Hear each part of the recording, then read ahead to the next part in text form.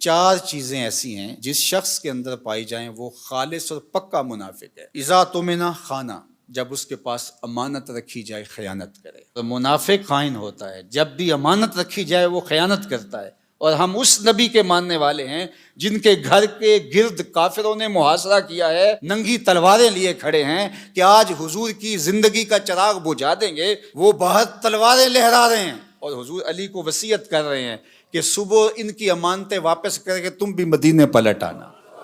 ہم اس نبی کے ماننے والے ہیں، تو کس طرح ہم امانت میں خیانت کر سکتے ہیں؟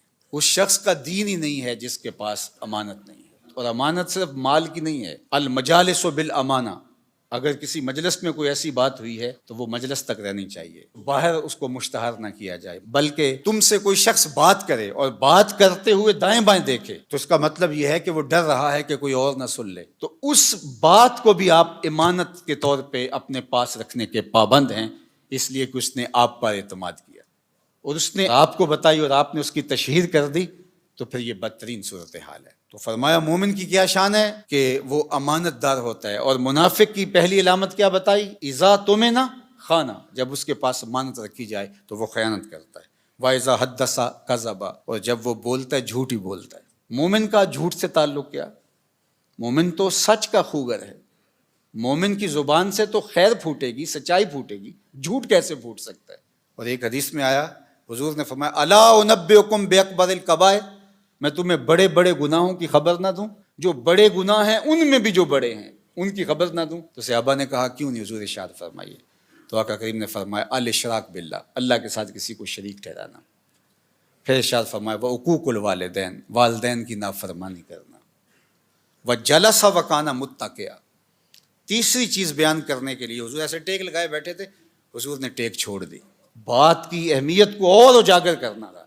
اور پھر حضور نے فرمایا الا وقول الزور، الا وقول الزور، الا وقول الزور، اور جھوٹ بولنا، جھوٹ بولنا، جھوٹ بولنا۔ پہلے تو ٹیک چھوڑی اور پھر حضور اتنی بار یہ لفظ بولا کہ صحابہ کہتے ہیں کہ ہمیں بار بار آ رہا تھا کہ حضور اب سکوت اختیار فرما لیں، ہمیں بات کی اہمیت کی سمجھ آ گئی، لیکن حضور بار بار کہتے تھے الا وقول الزور، الا وقول الزور۔ اور شہادت الزور کے لفظ بھی، جھوٹی گواہی دینا اور جھوٹ بولنا، تو یہ جھوٹ اتنی بری بات ہے۔ اور ہم سمجھتے ہیں کہ یہ فن ہے، جھوٹ نہ بولیں تو سودا ہی نہیں بکتا۔ میں کہتا ہوں جاپان والوں کا کیسے بک جاتا ہے؟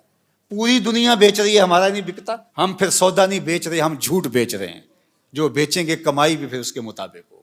تو فرمایا جب بولے جھوٹ بولے، یہ منافق کی علامت بتائی گئی۔ وَإِذَا عَاهَدَ غَدَرَ، اور جب عہد کرے تو عہد کو توڑ دے۔ لا دین لمن لا عہد لہ، اس کا دین ہی نہیں ہے جس کا عہد نہیں ہے۔ ہمارے ایک ذمہ دار شخص نے یہ بات میڈیا کے سامنے کہی تھی کہ جو عہد ہے، وعدہ ہے، وہ کوئی قرآن و حدیث ہے؟ ہاں قرآن و حدیث ہے۔ لا دین لمن لا عہد لہ، جس کے پاس عہد کی پاسداری نہیں، اس کے پاس دین ہی نہیں ہے۔ اللہ اکبر، یہ دین ہے ہمارا۔ وَإِذَا خَاصَمَ فَجَرَ، اور فرمایا کہ جب وہ کسی سے لڑتا ہے، جھگڑا ہو جاتا ہے، کسی سے الجھاؤ بن جاتا ہے تو گالیاں بکنا شروع کر دیتا ہے۔